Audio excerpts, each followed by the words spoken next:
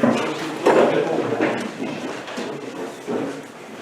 pledge allegiance to the flag of the United States of America and to the republic for which it stands, one nation, under God, indivisible, with liberty and justice for all.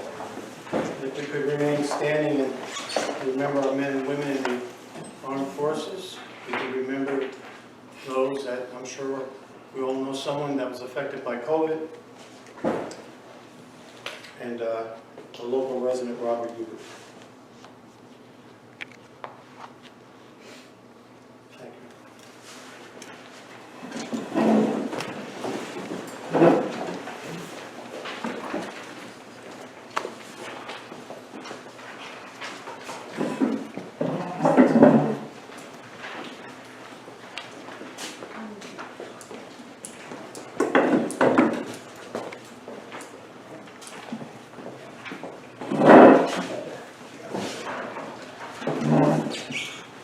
Tom and Jeff. You guys come up?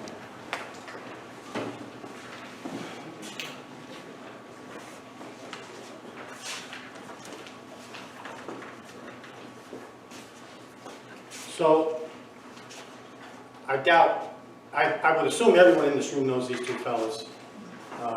They're the Pit Boys, Jeff and Tom. But I have something to present to your brother Jeff, but I want to say to you congratulations on your nomination and your award to the Military Hall of Fame. It's well deserved. You are a Marine, you were a Marine, you are a Marine, and you're good. Your service to this country has proven to be valuable. Thank you.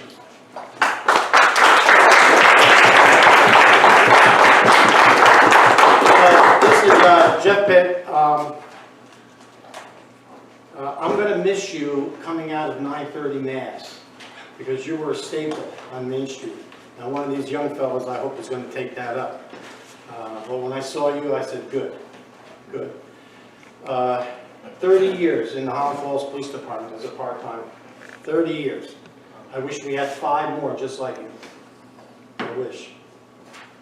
So I have a plaque here, and it says to Officer Jeffrey Pitt, in recognition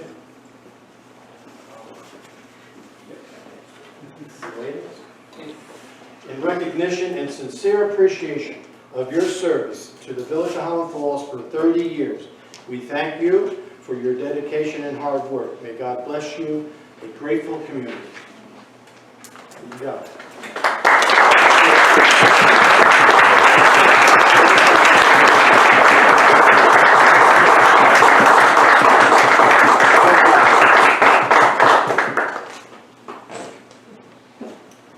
Tom, thank you again. Thank you. Thank you. Thanks, my friend. Thank you.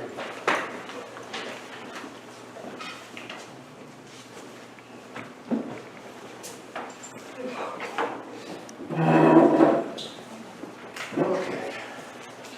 Public comment on agenda items, except I would ask you to leave off public hearing on the zoning, because that'll be public comment. But is there anything else anyone wants to say about agenda items?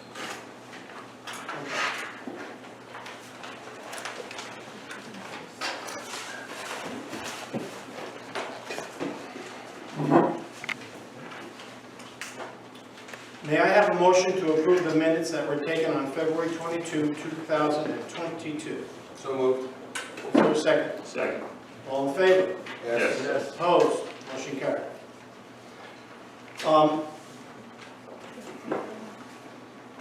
7:05, I'd like to open up the public hearing. Amendment to the zoning law to increase the required minimum lot acre per dwelling unit in the B3 business district. Any public comment? And that's what it is, it's public comment. Yes, sir. Just give your name, Ed. My name's Edward Dunn. I live in the village, and I do have some comments. The 350 square foot was ridiculous. I think everybody knows that. But a 2,500 square foot, if you look at that, 2,500 square feet is a 50 by 50. So that means you could have, let's say you had a 2,500 square foot lot. You could put 2,500 square feet of building on it in the B3 zone, because you don't have to have any setbacks. But that gives you one apartment on one floor above the business. So if you went up 4 floors, you would have 4 apartments. That is not viable as far as the business goes. That's Doesn't make correct. sense. That's correct. All right, now, in a lot size of 200 by 200, which is basically an acre, and only a couple of feet short, if you're going for exact numbers, it's going to give you a business floor of 40,000 square feet, give or take for your mechanicals and everything else. And it's going to give you about 16 units per floor.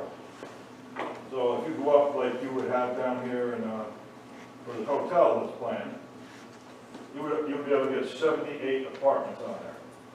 And then you'd have to cut out basically 2 apartments on each floor for your elevator bank, your utilities, your raceways for your electric. So basically that is, it's going to be sketchy because you're going to need parking for, when you're talking about an apartment size, it's going to be upwards of 2,000 square feet. You're talking about a family. You're talking about more than one car. I know in your zoning, in your edict there, it says 1 car per. But it says 1 car per bed, so if you're going to have it, that's going to at least be a 2-bedroom apartment. So you got to figure at least 2 cars per. And that's going to suck up about 44,928 square feet in parking that you need in a 200-foot by 200-foot building in the B3 zone. All right, which turns out to be more than 1 floor. You have 40,000 feet is 1 floor. Well, it turns out to be more than 1 floor just with parking, be it underground or above ground.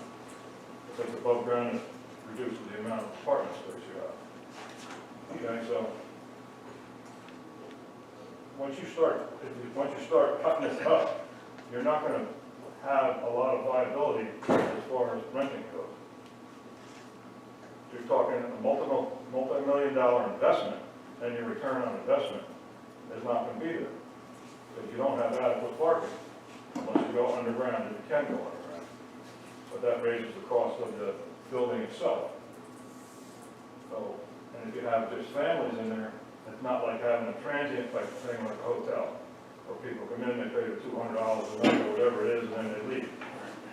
All right, so, to me, the 2,500 square foot per is a ridiculous number. All right, and it's also a ridiculous number in the B1 zone. I know we're not talking about that, but it's something that should be addressed. Because if you went down Main Street in the B1 zone, you find that most of those buildings, you don't have a lot of square footage in there. And you could probably whack about half of the apartments out of each of those buildings if you were strictly in compliance with the zoning, besides the fact that you don't have any available parking. All right. What we have to do, though, I know you have a company that's making up a new master plan. I did read some of that, probably about half of it. They're talking about density also, and they're not talking about really about reducing density. But I think what we have to take into consideration in Highland Falls is A, how much water do we have? How many more people can we capacitate with water?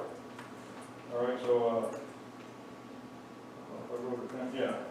If you're talking like, what would be a hotel down here, and if you did apartments, it would be 78 units.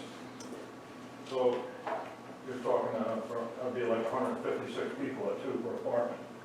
And now you're talking about 17,000 gallons of water a day. Now, if you had a family in each apartment, and you're talking maybe 4 people, well, you can double that. So you're talking 320 gallons, 312 gallons a day per unit. So, and the same amount comes out in sewer. So that comes out to 2 people per unit, that's 17,150 gallons of water and sewage per day. So the question for the board is, how dense do you want to make the area, but how many people can you really afford to have live in an area? So you're talking just the B3 zone here, you could accommodate a lot of apartments down here if somebody came in and started buying Main Street art. But that doesn't take into consideration the rest of the village or the amount of water that's going to the town. So these are the numbers that you're gonna have to battle through. Now, my number would be, I'm looking at something a little bit more logical, somewhere around 1,250 per unit. But with respect to limits, I think that you're gonna have to write limits into your law. You're gonna have to take an assessment of what we have in this village, what we have to offer, what we have available. And we can't sell the whole place out and not have water and sewer to accommodate people. Obviously, we can't put well and septic system in the village on all, it's not gonna happen. All right, so basically that's my comments. Well, hotel fair flats, yeah, that would be 60 units at 2,500 square feet per. That's what you're looking at. So basically, you got to look at, you have to delineate between a hotel and a mixed use. A hotel is something totally different, it's all transient. The mixed use, you're talking business on the ground floor, and you're talking about living quarters above there. Unless you want to make everyone a motel or hotel, which doesn't make any sense. There's a couple of hotels on the book right now. Old Guard up on the hill, this one down here, there's a whole around. There's another one down in Fort Montgomery that's being held up with lawsuits. So you're talking a lot of rooms that are going to become available here, one of these days, hopefully. I'd like to see the one up on the hill, though, actually. That's a pretty hotel. It's going to have beautiful viewscapes of us. But this is what I'm looking at right now. Thank you. You're welcome. Thank you very much. Thank you. Anyone else? Yes. Hello, Mayor Rick Minicozy, developer here in Highland Falls. Thanks for having me at the meeting. I'd like to add to what Mr. Dunn just said in regard to the density in the area. I also think that 350 might be a little too dense. I think that will create too many units in a particular area. His example of the Thayer hotel location is a good one, because along that whole B3 district, there are some lots that you could point out. For instance, just right there between Drew and where West Point Tours are, there are a couple of lots there. You got Rudy Shade on the corner. He's got about 4,000 square feet. And so his lot would allow for one apartment unit above retail. So if somebody wanted to come in and redevelop that particular building, they would literally have to knock it down and then build it. I could tell you that knocking down a building, the demolition, and then the asbestos containing material abatements is a significant expense. I just spent $250,000 doing it with the Christiana Hotel in the Penn Fed building. So that's a non-starter for a developer who would come in to try to change the landscape of what the street looks like. Clearly, you don't want to have Manhattan, right? You don't want to have a bunch of high-rises that are all in a dense area. But the thing that I think the village has in its favor is that so many of those parcels are so small already. In order to get to a 1 acre lot like Mr. Dunn described, which is like a 20 by 20, you've got to buy 5 lots, 5 or 6 lots, which means you've got to get everybody to agree to sell. So the reality is that the landscape of the village will highly likely continue to be individual small lots, maybe merged cumulative 2 lots. But if you take a look at Park Restaurant or the old tattoo shop and barber shop, those are 7,500 square foot units, 7,500 square foot lots. So you could put 3 apartment buildings on top of any one of those parcels. So what's happened is even if you go to a 2,500 square foot requirement in B3 and B1, you're going to get a lot of non-conforming, existing grandfathered buildings that are there that no developer will really have the incentive to come in order to change. So you'll wind up long-term, honestly, with what you've got.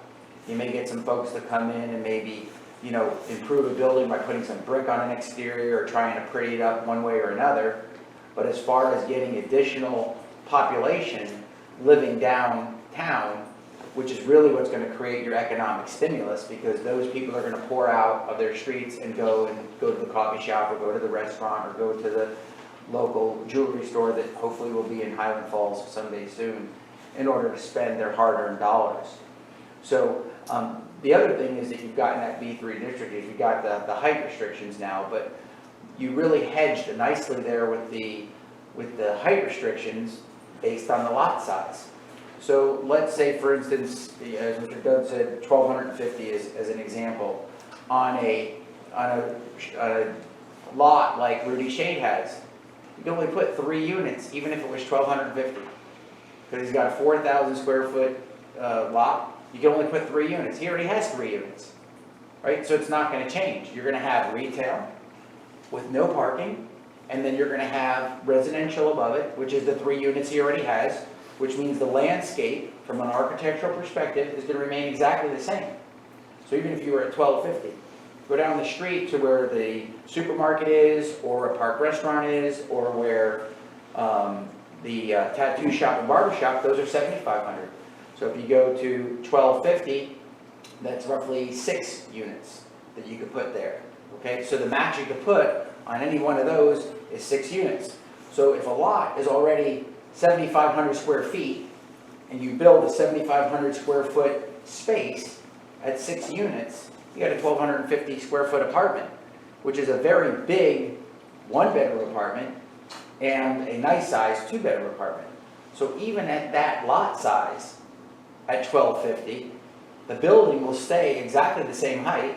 It won't go up any further, because you really only need to have that 1 floor that gets you the number of units that are allowable on that density.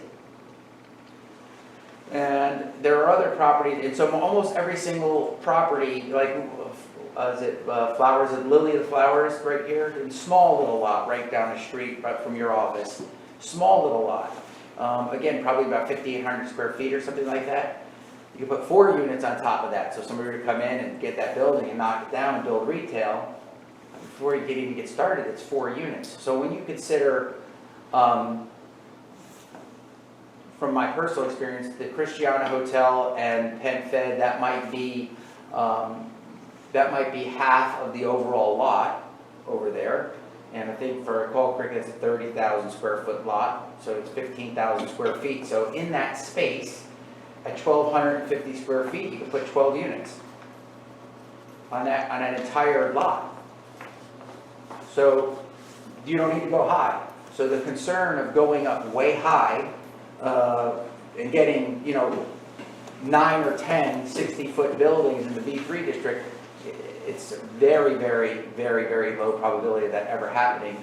And if it ever did happen, it would have to happen by somebody buying 9 of the lots, and there would only be another building that goes up. So there's only about 10 lots between Thayer Gate and where the B3 ends. If you take a look further out into, parts of the B1 district, for instance, let's take the Napa Auto Parts building. That's actually a double lot there, okay? And that's 10,000 feet. Those are 2 double lots that are,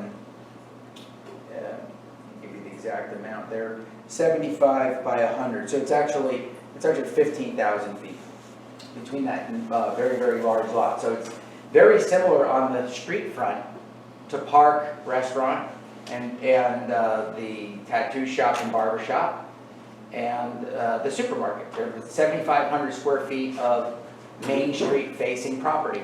But then he's got the other lot behind him on, I think it's Walnut, and that gets to 15,000. Again, using Mr. Dunn's example of 1,250, on 15,000, you can build 12 units, right? I think that's the right number.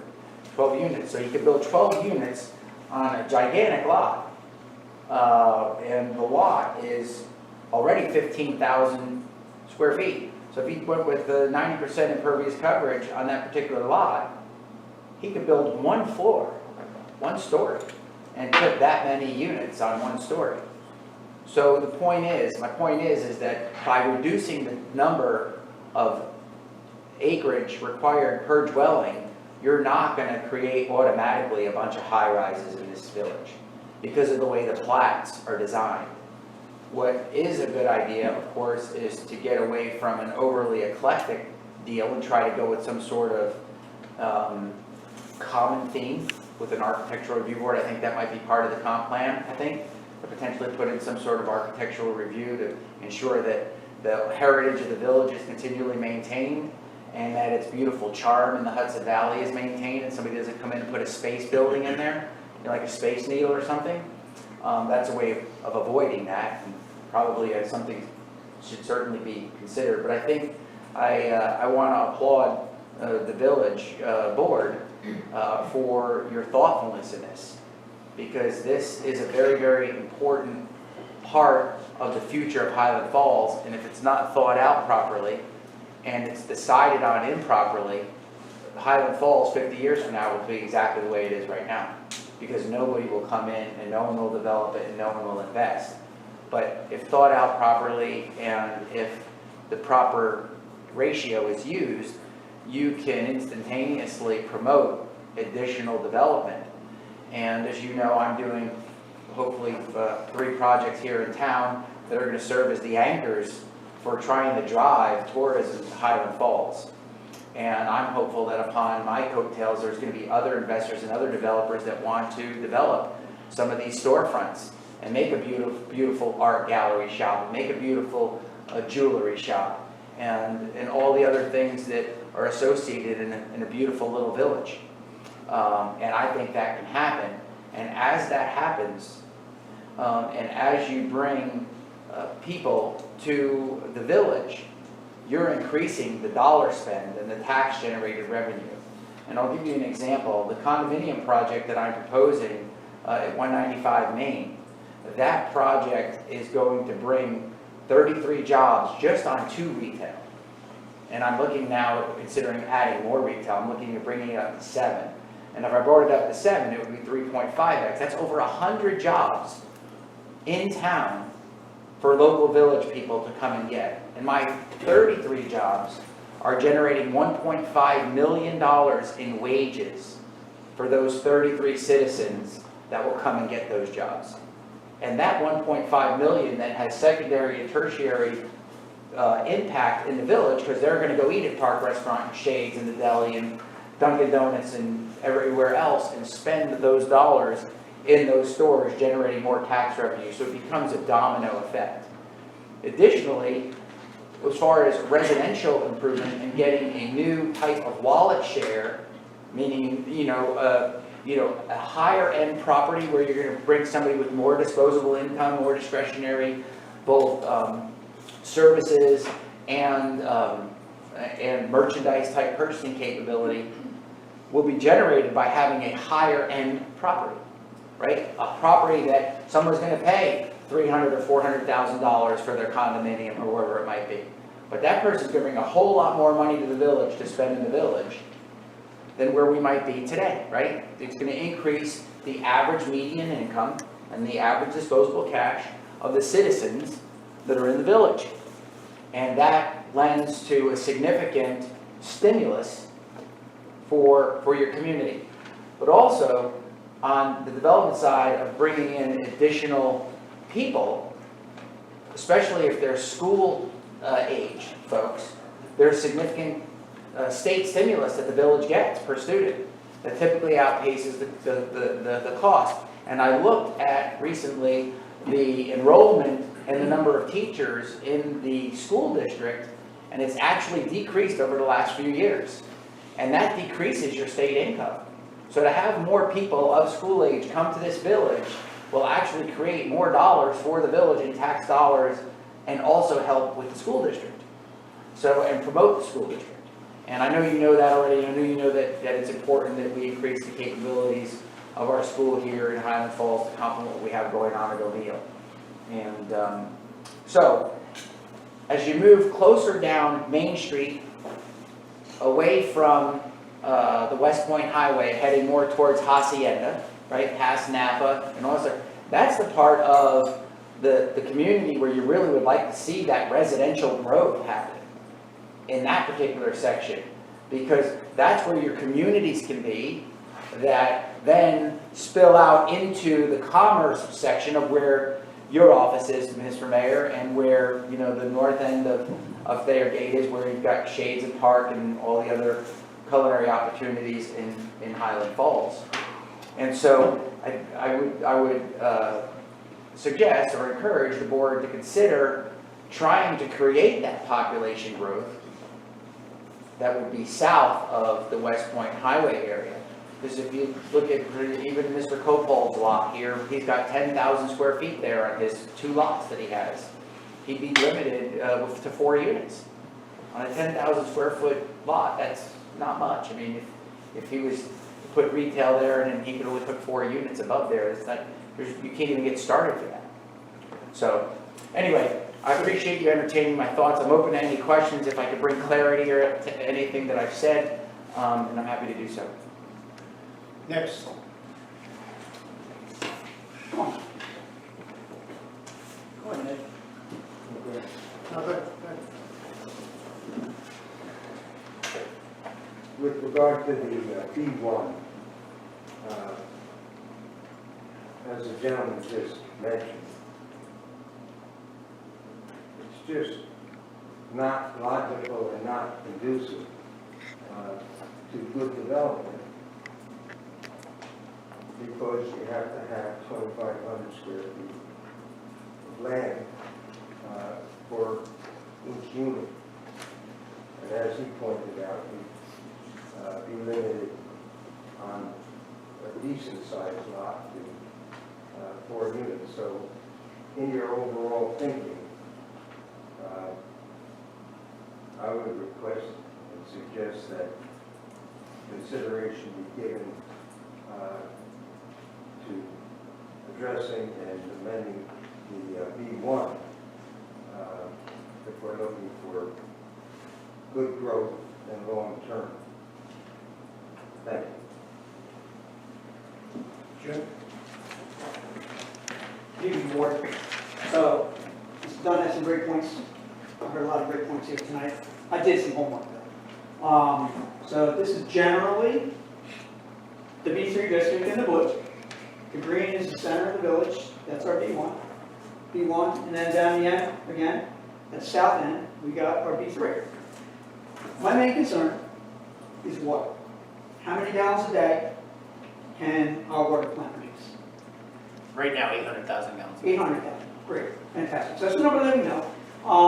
Along with sewer, what's the capacity that the sewer plant can handle? And I know we were looking to take some more in, which are numbers that we'll need to go over. But those are just, just a few concerns for sure. Another concern would be the stormwater. Once we start to put all this impervious area on the lot, we're going to have stormwater. Now, we know in the past, we have had flooding issues. We know we have drainage here. Will it be able to handle all this new impervious area, the drainage that we have? Pipes can only handle so much, and then it's just going to shoot right out. So that would be another thing that we definitely need to look at, as far as, when we start to really get to the nuts and bolts of what we want to do here. And again, parking. You don't have to cover the whole lot, some of the lots, there's, I could go down because I have all the numbers for the lots on the north end. As was stated, Mr. Shades is 4,000. There's another one that's 5,000. There's a few that are 3,000, right down next to the south gate. But as we know, a developer can come in and buy all the lots, which is great. I'm all for smart growth. I want to see us grow. I really do. But my concern is the water. So, thinking about water, and if they were to knock everything down and go with the 350 on the north end, and we only had 4-bedroom apartments, which is generally about 110 gallons a day per bedroom, right? We're looking at 107,151,402 million gallons a year. 1,700,000. No, 107 million, I'm sorry, that's incorrect. So that's a lot of water. Can we do it? I don't know. I mean, if you went back to how many per day it is, if everything got knocked down, you're looking at just under 300,000 gallons a day. All right? Which is a lot. Now, of course, if you knock everything down, you have to do the math and how much do they use. Subtract that from that number. But we do have other people in the village that use water as well, and we like to get as much as we can to what we're going. If we were to take that same scenario and knock everything down on the south end, in the B1 with the 350 area, we're looking at, with a 4-bedroom, 90 million gallons, almost 100 million gallons. So now if you add them two together, we're looking at 207 million gallons a year. Can we produce that much? First of all, you know, from the top of the mountain, but can the plant do it? And if it can't, do we have to think about maybe increasing our plant? So those are things that we need to look at, because that's a lot of water. And we don't want to end up like other villages that have outgrown with high density the water that they have available for them. So those are a few of my concerns, Mr. Mayor, and I would be more than happy to maybe sit in on a few DLA group meetings just to go over some of this and talk if you want to. I mean, I got the numbers for the 4-bedroom, 3-bedroom, 1-bedroom. So again, it's something that we would have to definitely look at, and parking's a big issue. All right? I would like to see that eventually. Sure. I got PDFs, I can send it right to you, Mr. Mayor. Thank you. You're Any other comments? Edward Falk, Village. I just wanted to point out that the comprehensive plan, just to put things in perspective with the square footage and the density. So for 303 Main Street, the comprehensive plan shows they want 12 affordable apartments below the retail space. Using the 2550, they were knocking down to 5 apartments over 2 floors. So they'd have to revise their comprehensive plan. Any other comments? Michael Joyce, look, I don't know a lot about a lot of things, but our footprint as a village, as a town, is very small because we're restricted with Bear Mountain, West Point, and the Hudson River. And when we had Nicole's, I don't know how much the tax revenue that brought in, and I don't know all the ins and outs, but for some strange reason, we lost that. And I'm not disputing the architecture, it's a lovely church, but with my limited knowledge, I don't believe churches pay a lot of taxes, if any. So we lost the Coles as a tax base. So I think what we're talking about here is a balance. We have to recoup that tax base that we lost, because that burden was put on the taxpayers of the village and the town, nobody else. Thank you. Comments?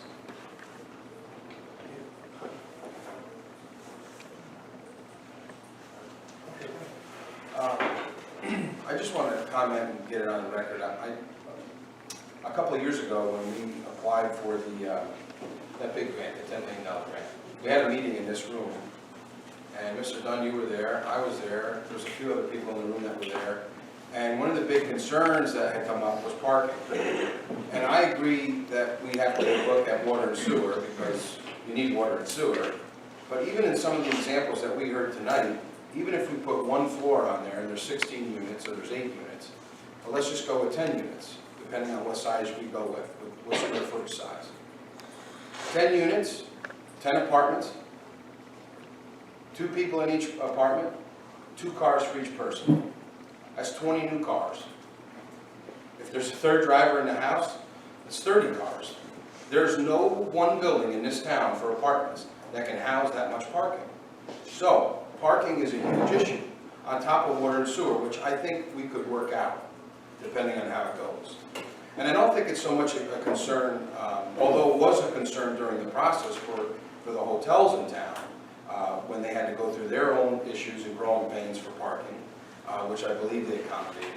But I think anything where we shrink the square footage, and I do agree that the 2,500 does seem high in the B3 zone. But we're going to have to figure out what that happy medium is, because any type of reduction in the square footage, depending on whether it's one, we have the mixed use, which is the commercial on the bottom, and that next floor, we'll call it the second floor, becomes the units. Whether it's 5 or 10, and they put another floor on, even if they just do one floor, where is that additional parking going?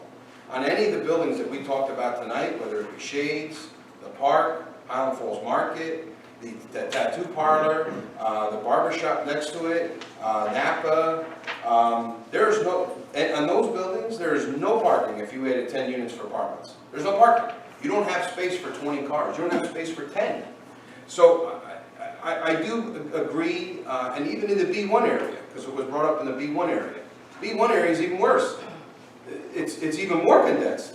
So I understand, I'm all about economic development and investment into the community. But, you know, I believe even at that meeting when we talked about for the $10 million grant, it was even brought up, and it might have gotten some chuckles, a parking garage, which it may be something we have to do, because we only have limited parking areas.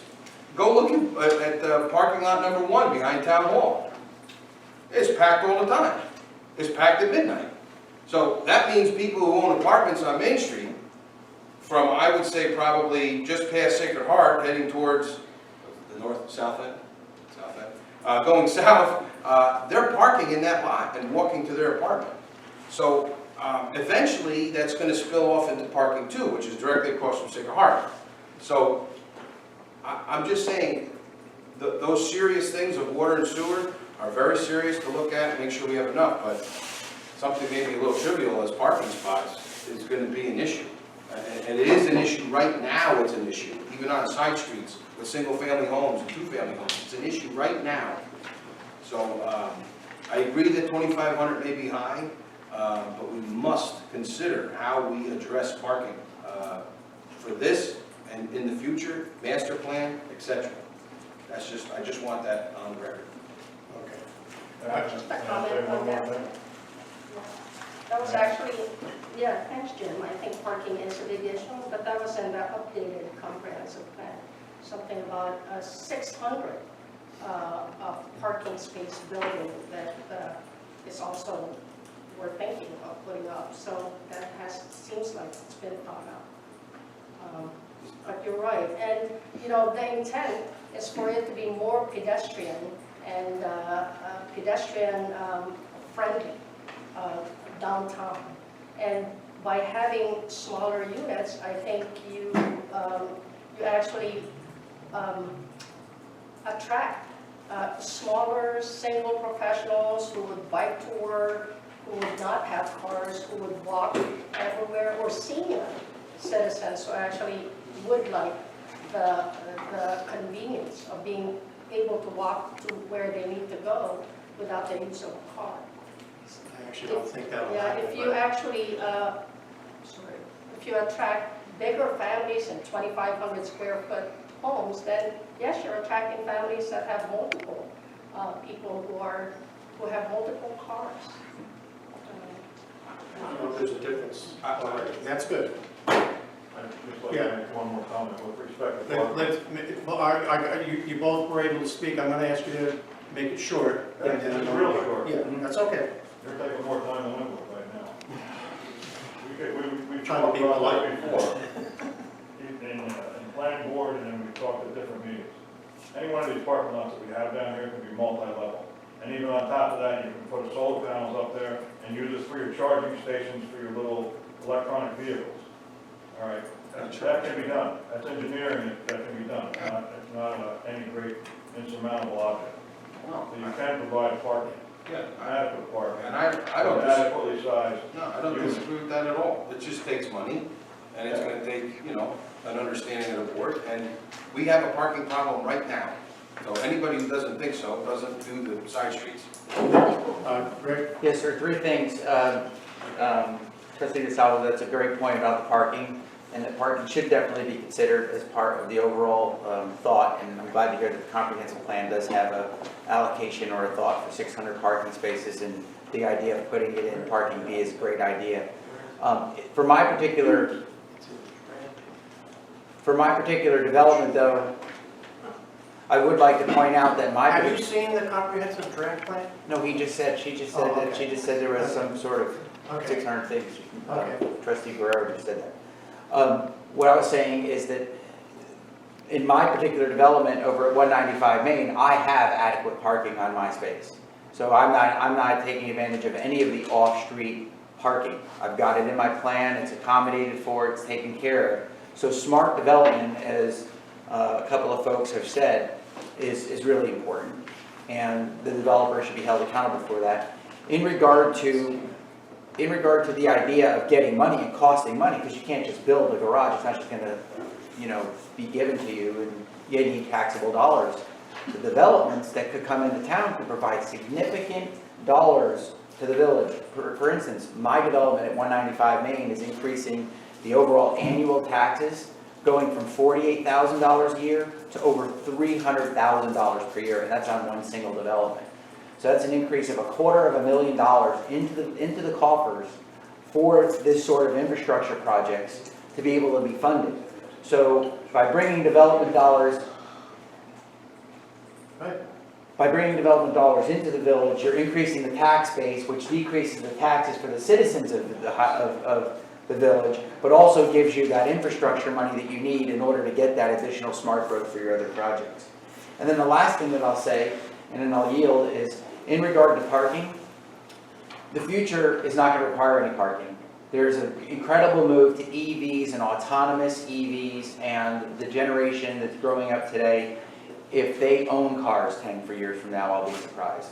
It's literally going to be EV helicopter capability, going from point A to point B, and all these kids that are growing up are going to be calling Ubers and autonomous Ubers and going from point A to point B, and they're not going to deal with owning cars. So while today I recognize that there's a significant challenge with parking, I think that as you look at technology and the speed at which technology is adapted, I think that problem's going to go away relatively quickly. Anything else? What I'm going to do here is, normally this would be the time to close the public hearing, but I'm going to keep this public hearing open and call it back at a future date to continue with the public hearing. Is that correct? Yes. Did I say it correctly? So you would make a motion to adjourn the public hearing until Okay. such time as is put back on the agenda. So may I have a motion to not close the public hearing on amendments to the zoning law to increase the required minimum lot area per dwelling unit in B3? Motion by Brian. Is there a second? Second. Second, all in favor? Yes. Yes. Yes. Motion carries. Thank you.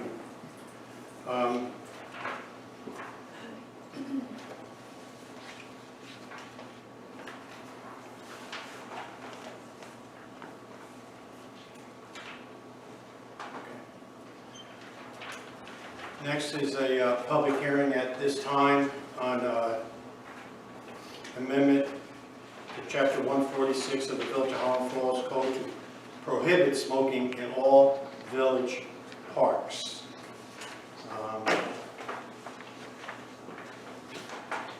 You have before you the legal notice. You have before you the local law. Tonight, this is the public hearing. I will ask for adoption after the public hearing. If anyone wishes to speak on prohibiting smoking of anything in Roe Park, Center Street Park, Memorial Park, Lakeford Park. Pardon? Center Street Park, Sergeant Banks Park, yes. Any public comment? Let the record show no public comment. I'll close the public hearing. You make a motion to close? Yes, ma'am. Motion to close the public hearing. Is there a second? Second. All in favor? Yes. Opposed? Motion carries. Next on the agenda is a resolution to prohibit smoking in the 4 village parks. You have it before you. Lisa, anything you want to say here? No. No, it's pretty, yeah, you all have it, correct? Yes. It was introduced, It was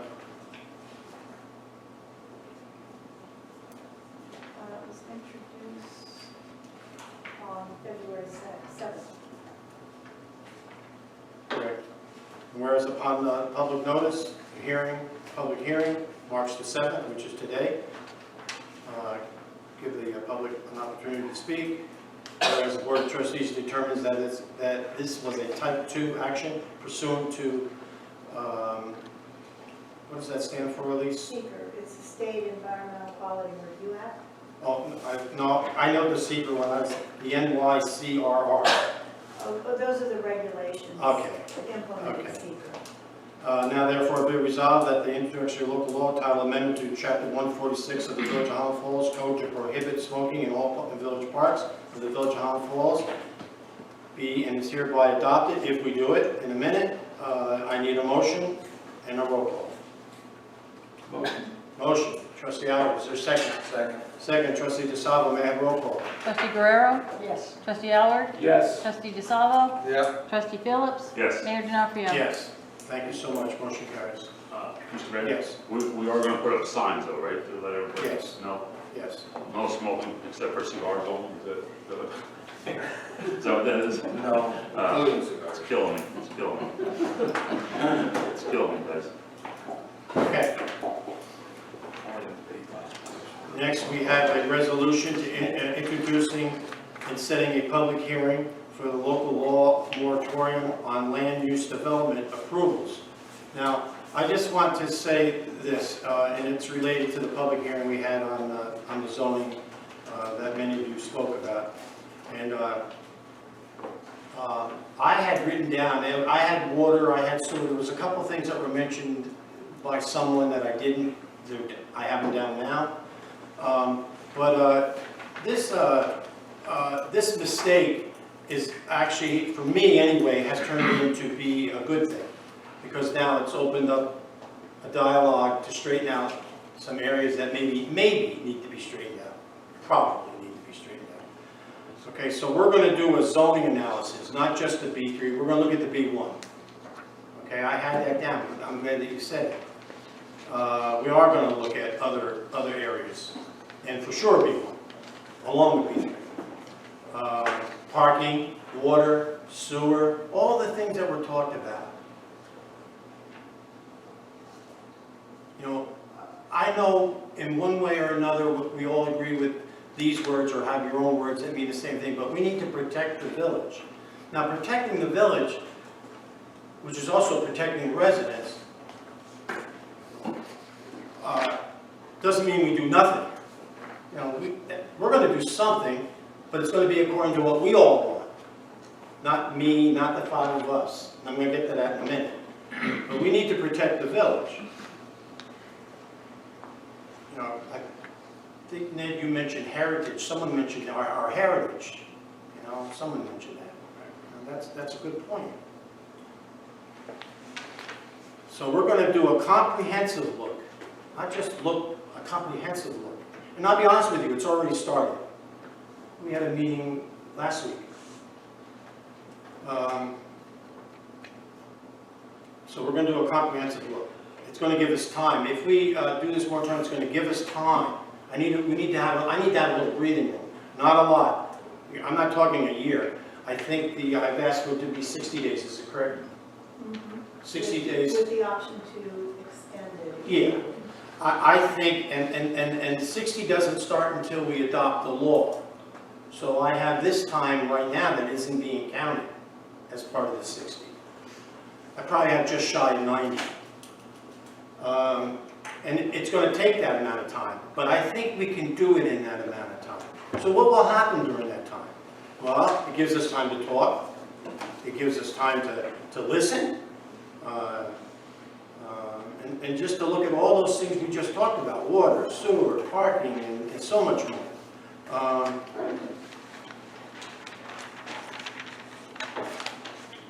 And I will tell you that we will also be meeting with folks from the zoning board.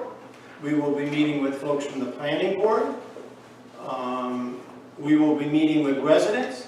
And I'm going to try to have a meeting with a couple of developers. What are their issues? What's our issues? And we got, the trick is that we can do it. We got to fit it all into a bottle. But I think we can do it. think we can do it. I really do. So, I just want everyone to know that these just shy of 90 days, and in particular the 60 days for the moratorium, are not going to go wasted at all. There is going to be, those of you that know me know I have a lot of meetings, and I'll continue that. So,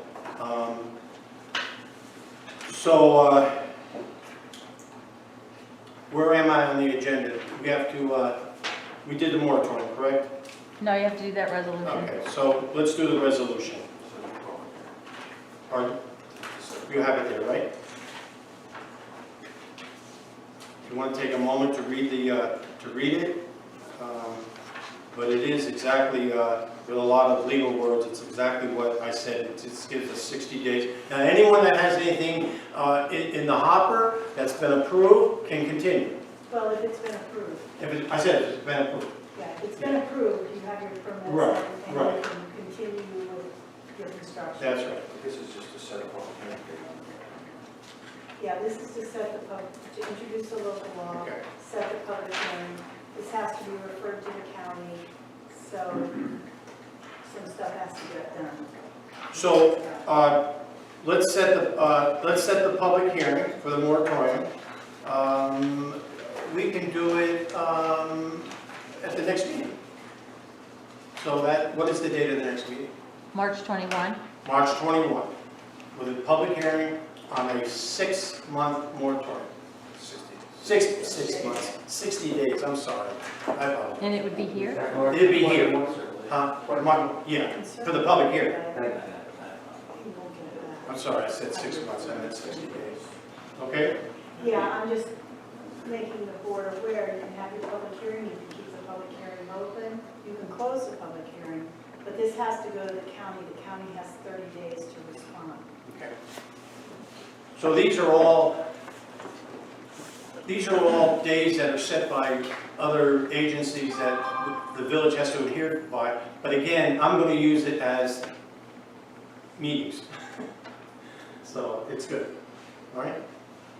So I need a motion to set the public hearing for March 21, 7 p.m. here at the Senior Center. Motion by Brian, is there a second? Second by Jim, all in favor? Yes. Roll call. Opposed? Roll call. Trustee Guerrero. Yes. Trustee Alward. Yes. Trustee DeSalvo. Yes. Trustee Phillips. Yes. Mayor D'Onofrio. Yes, thank you so much. Okay, next we have on the agenda a seeker resolution. Seeker resolution is for the sewer lining that we're in the process of starting anyway, in Ondura Park. And the stormwater in Ondura, from Satterley Grove, Cedar Lane to Ondura Park. Todd, you want to add anything? No, that's what it is. It's just a type 2 action because it's rehabilitation of the water sewer line that's there. We'll be lining the sewer line within Ondura Park, and then we are going to rehabilitate the actual stormwater work within Ondura Park, as well as a portion of Satterley up on Cedar Lane. Okay. So, Mr. Mayor, the resolution would be a motion to adopt a seeker determination that this is a type 2 action under 6 NYCRR 617.5C1, I think, which is rehabilitation. Elise, can we do them together? Ondura Park sewer main lining? It would be, they're 2 different projects, so you should have. They are. They are. And you should. Okay. Okay. So let's do the first one on the Ondura sewer main lining project.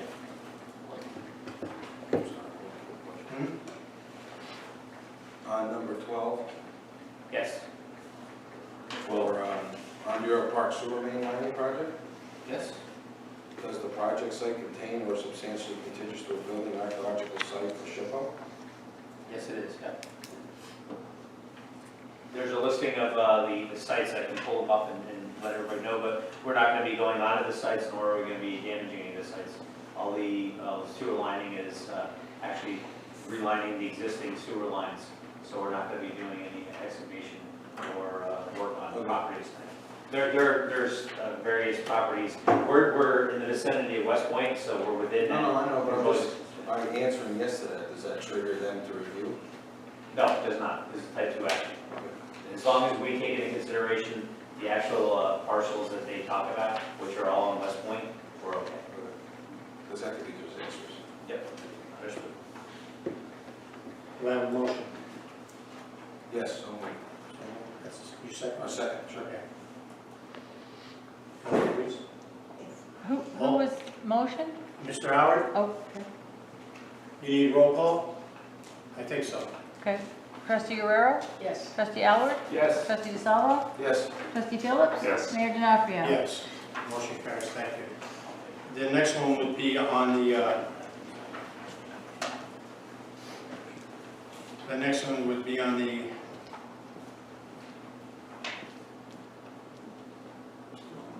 we call this on the or stormwater, that's the Satterley Grove. That, yes, it is, it includes Satterley Grove as well, just a small portion on Cedar. That's right. Same motion I need again. So moved. Is there a second? Second. Roll call. Trustee Guerrero? Yes. Trustee Alward? Yes. Trustee DeSalvo? Yes. Trustee Phillips? Yes. Mayor D'Onofrio? Yes. Motion carries, thank you. Okay. Next on the agenda is Schumacher's proposal for dam rehabilitation. So what this is about is, let's talk about Upper Bog for a minute. Schumacher will do an analysis on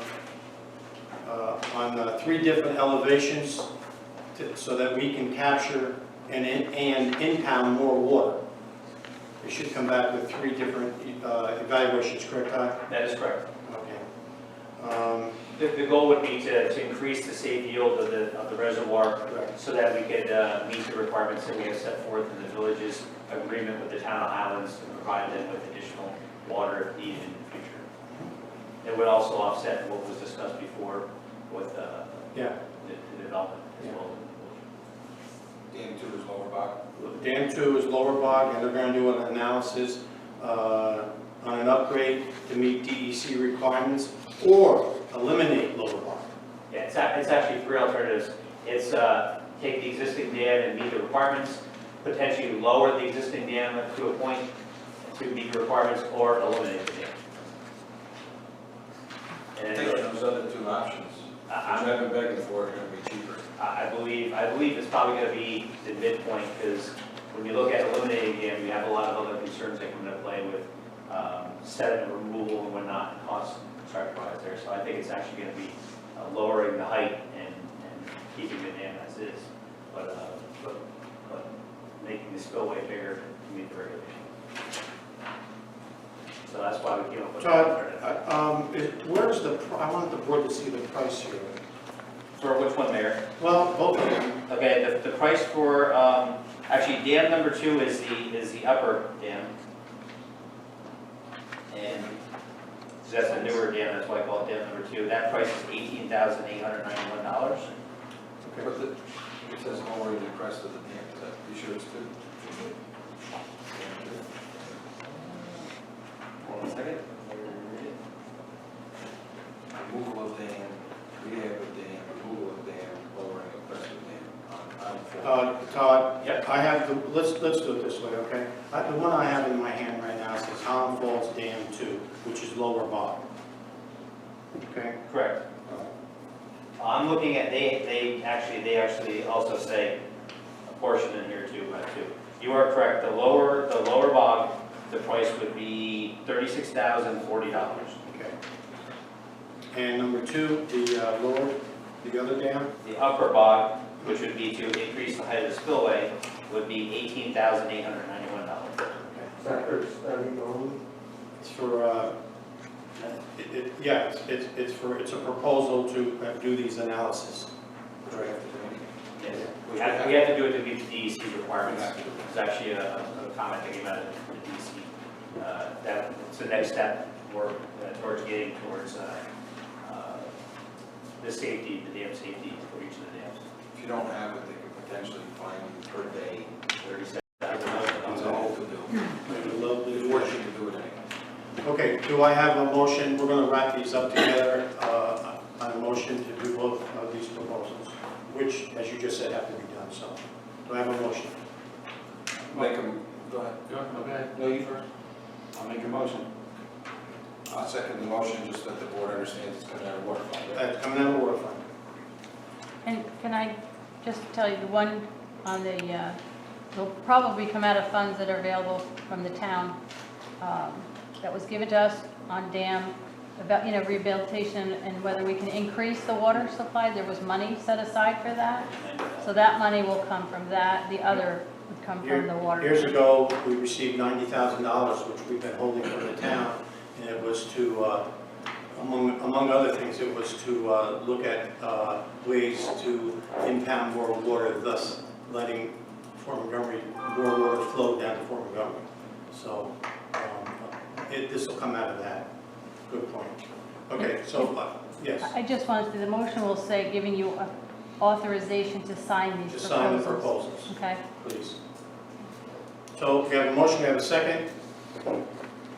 You don't need roll call, do you, Jim? No. All in favor? Yes. Opposed? Motion carried. Thank you so much. Mr. Mayor, can I make one comment? If there's any way in this process of analysis of considering protecting the quality of the water supply by bringing the water down along 293 and pipe down to the water, to the next dam, so that issues of water coming through the West Point Golf Course, picking up hazardous material, could once and for all be addressed. There may be money available, but I just would ask that be considered.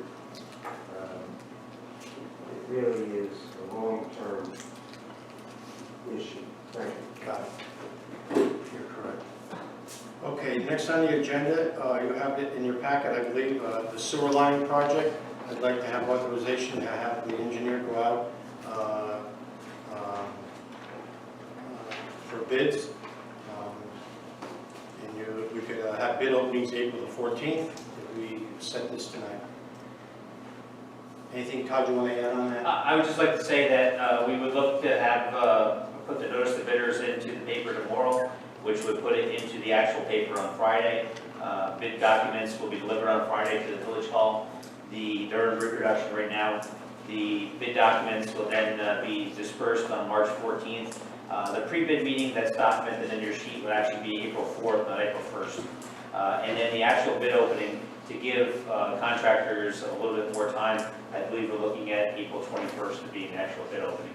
I looked at that based on when the board meeting would be immediately after that, and that gives us, gives the contractors another week to really look in and get their numbers really honed in on the cost, and then it still gives us enough time to do the bid evaluation and be able to potentially award the bid on the first May meeting. Now, this is a good time to go out before these guys get too busy. and Exactly, God knows what the price would be or when it would happen. exactly. Okay, so again, the motion would read authorization for Todd to go out and start this process on the sewer line. And then, knowing the price from a contractor, we will know what monies need to be put together and where it is to come from. Have a motion. So moved. Is there a second? Second. All in favor? Yes. Opposed? Motion carried. Okay, next on the agenda is tree and brush cutting proposals. So what we're talking about here is the sewer line that runs through the old ALO Scenic Hudson property, and which needs to have needs to be lined. And, We need access to the line. yeah. And so, we've met with Scenic Hudson on site, we have an easement, and, that was worked out, our attorney approved it. That needs to be done, and also tree and brush cutting at Upper and Lower Bog, and that really needs to be done by March 31. You have the proposals there with the low bidder, DeSantis, Regina and Haven's $25,000. The next one up was $26,000.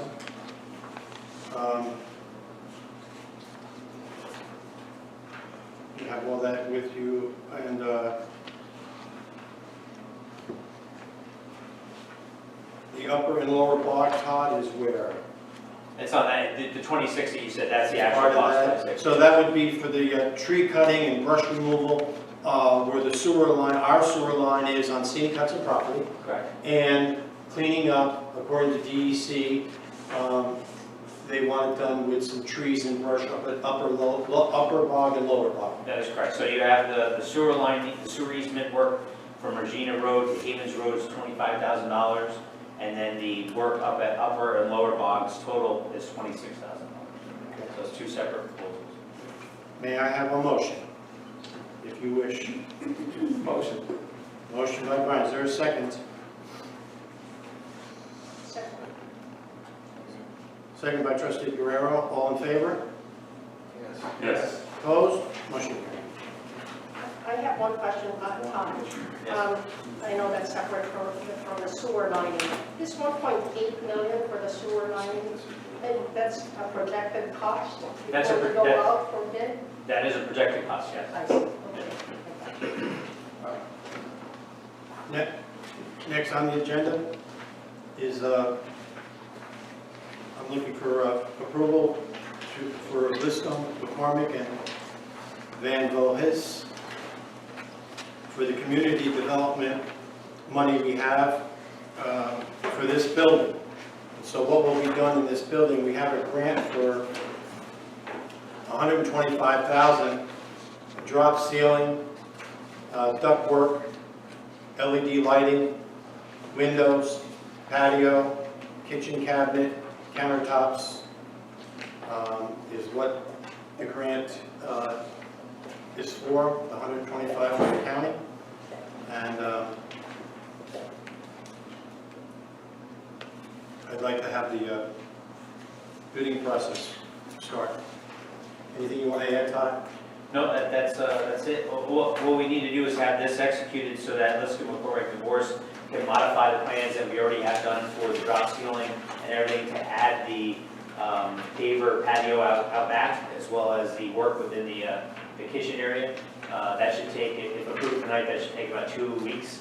At that point, I'll be back to the board to request authorization to go out to bid, so we can stay in line with the CDBG's grant requirements, so we can have the work done throughout the summer and be submitted to them before October 1st for final reimbursement. We can use the grant money for this? No. We cannot use the grant money for this. There's a requirement that under CDBG that engineering and architectural work is all, has to be paid out of village funds. So the 125 will be part of the contract work, and then there's a matching portion that was about 20 to 25,000 that needs to be done, paid for by Do the you think we'll be able to get it done for the 125? Yes. And we are, just so everybody knows, we are also doing an ad alternate for the patio in the back. That was kind of a last minute thought, and getting a separate price where we'll be able to evaluate if we do have issues with the 125, we'll be able to reduce that from the actual bid. Correct. Okay, so may I have a motion? So moved. May I have a second? Second. You have it, Gina? All in favor? Yes. Opposed? Motion carried. All right, we have a serious problem up here on Cousins Avenue, South Street, with the wall. It's bulging quite a bit, and doesn't look good, and I'm worried about rain, spring rain, and still some frost that might come, and you can't really see it moving, but for those of us that look at it a lot, because I'm worried about it, there has been some movement. So we have, Todd went out and had gotten some bids to repair the wall before it falls down, which would disrupt a lot. You want to say anything, Todd, about the wall? No, I just want to, I think there's also a letter, it's not here, but I generated a letter after review over a couple months of watching the wall. One of the proposals is actually dated November 2nd, that's when we first started looking at it. There's been some movement, I would say, enough movement to be of concern with the spring coming, with spring rains, as well as the frost leaving the ground. It is, if you know this wall, this is actually a main thoroughfare up Cousins to get you up the mountain, up to the top of the hill, and disperse out to the side streets. This would cost significantly more if the wall actually fails and falls down than it would to go after repairing it in the state that it's in right now. So this proposal that we have from ATEC, we have two proposals. Another firm was not able to be found at this point that would do this, but we have ATEC as well as DeSantis that gave us numbers. ATEC is a little biter on this at this point. They've done the wall over on Mearns Avenue as well, which turned out really, really good. This number is within the same square footage cost of the wall over in Mearns, but they're going to deconstruct the wall, repair what's behind it, and then reconstruct it with all the same stone that's there. So the aesthetics of the wall is going to look the same, but it's going to take care of an issue that's been getting worse here since November. On top of that, right now we have water, sewer, and natural gas that are all behind that wall that the wall is holding up. So. Is this price still going to be good? Yes, it is. Yep. I called the other day and they verified these could be done. So may I have a motion to have this wall under the auspices of Todd? You're going to overlook it, and at $62,500.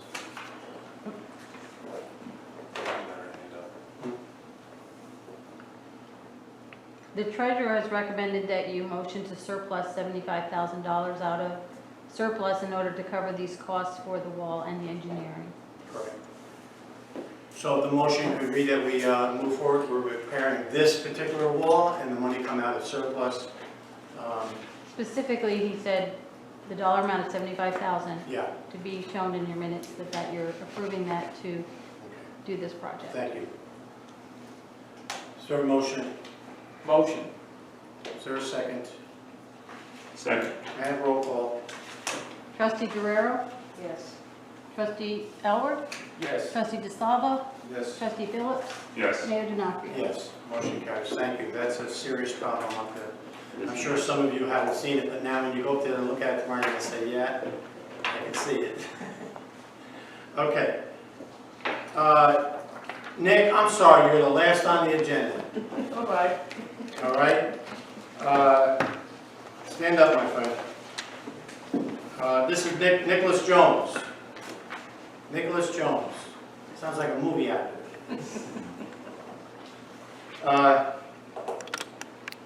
You want to be a fireman in Holland Falls? Yep, You went through all the steps with the department, the physical, yep, the interview, yep, all that, right? yep. We have all that paperwork, correct, Ms. Taylor? Yes. Okay. Nick, I'm proud of you. You're going to be good. We need in-town, we need people that live here, of course, but that are here during the day. And that's you. So I appreciate, and I see what you do around there. I see what you do. People see what you do. You're good. Yep. So I'd like to have a motion from the board that we approve the membership into the Holland Falls Fire Department of Nicholas Jones. Make a motion. Gary and Brian. All in favor? Aye. Yes. Opposed? Welcome. Congratulations.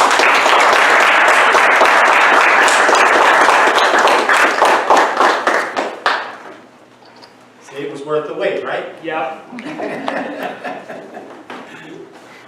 You're a good guy.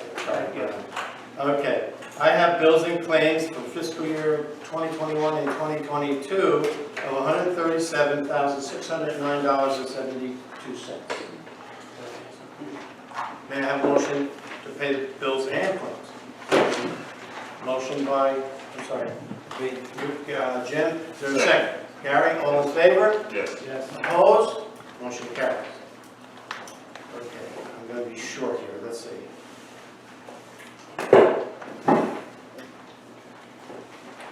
Little high school stuff here. The varsity girls basketball team won their division and lost to Red Hook in the Section 9 Class B championship game. But they made it to the sections. That's what's important. Varsity boys basketball, they won their division. But then they lost to John Burke. John Burke. In the Section 9, Class B semifinals. But again, they deserve congratulations.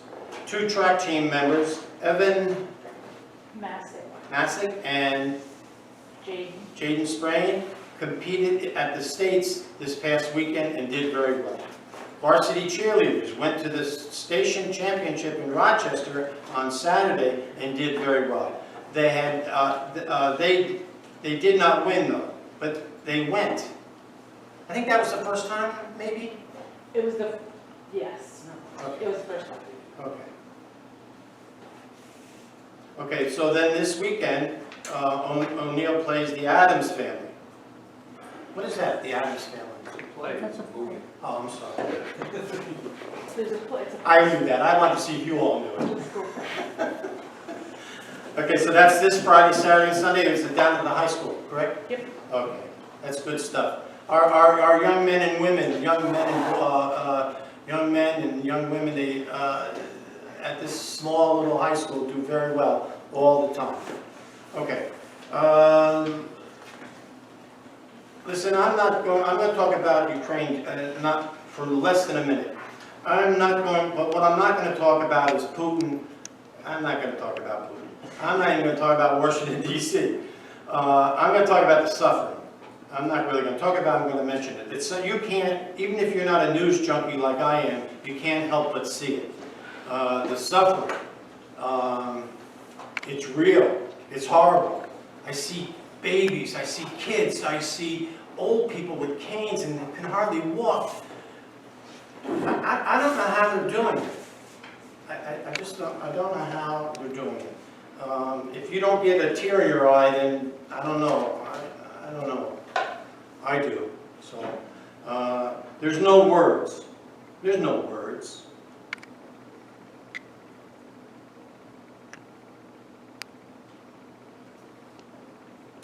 There's no words to this war. We can all come up with a word if I had to. It's heartbreaking. And you can't get away from it. It's happening right now.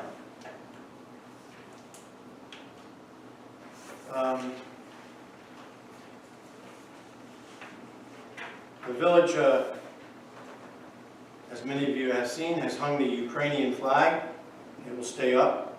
I would like to see other government in the town of Highlands put up a Ukrainian flag in support. The village is the only building that has a flag. And I'm proud of that. And if we end up being the only building, I'm just as proud of it. But it would be nice if more people hung the Ukrainian flag. They don't cost much. Brian Howard shared this information with me today, and I'm going to read it. This comes from Father Joe at Sacred Heart. Now, some of you know Father Joe. Father Joe is from Poland. In fact, he just got back from Poland maybe a little more than a week ago. And he's collecting monetary donations. Father Joe has people in Poland that he knows that are on the border of Poland and Ukraine, where the folks are coming across. And at that border, with the folks that he knows and the agencies that he knows in Poland, this money will go to the refugees so that they can continue their journey. You know, we think, oh, they're safe now, and I'm sure they feel they're safe now, but the journey doesn't stop there for them. No one knows where that journey goes. No one knows when that journey stops.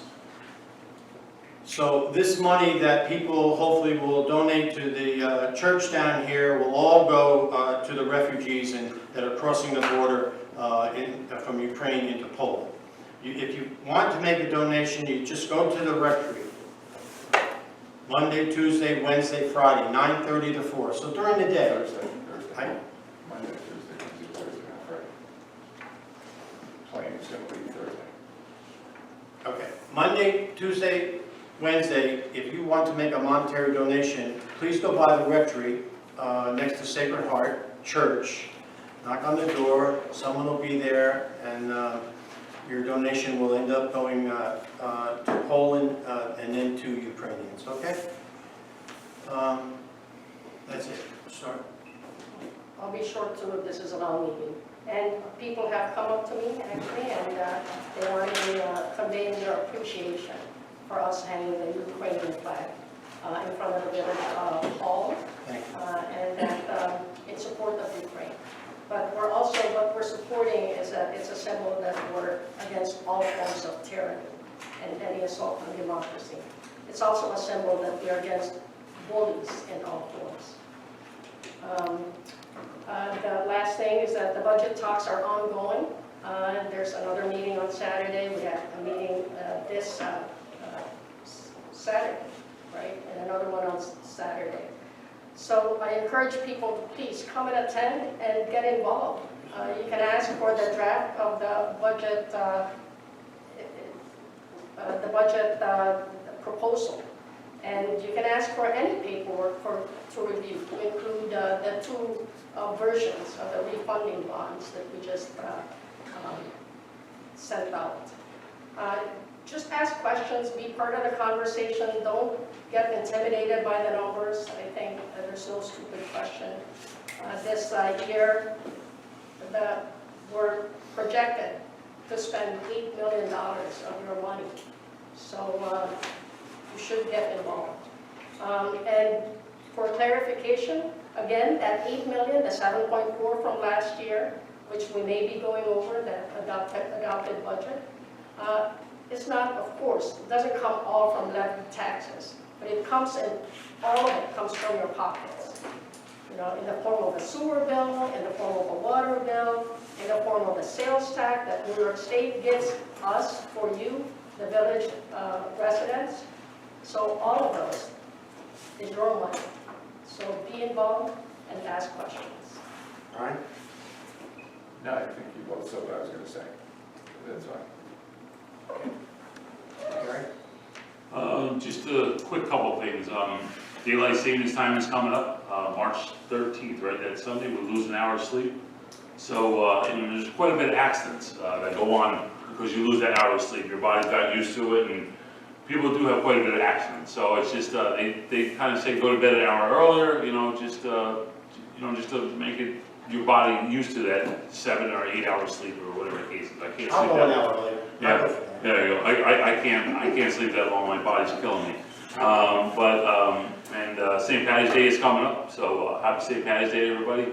And just on a quick note, I just want to say that we're all complaining about the gas prices. I won't say all of us. Everybody's, we're all kind of basically bitching about the gas prices. But I was at BJ's today getting gas. Okay, I saw these two people fight just to get in the line. I mean, it's not a gas shortage. The price goes up. So just remember, okay, we have the luxury, or not everybody has the luxury, I sure don't, but we have to pay a little bit more because those people are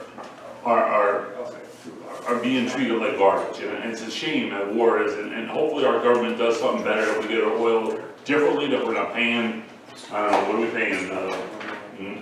A lot of money per barrel. It's quite a bit, but just when you go out there, just be decent and just think about the other person, how lucky you are to put fuel into your car without going through all the nonsense that they're going through in Ukraine and everything. So that's all. Nothing That's all I got to say, but, God bless everybody, thank you.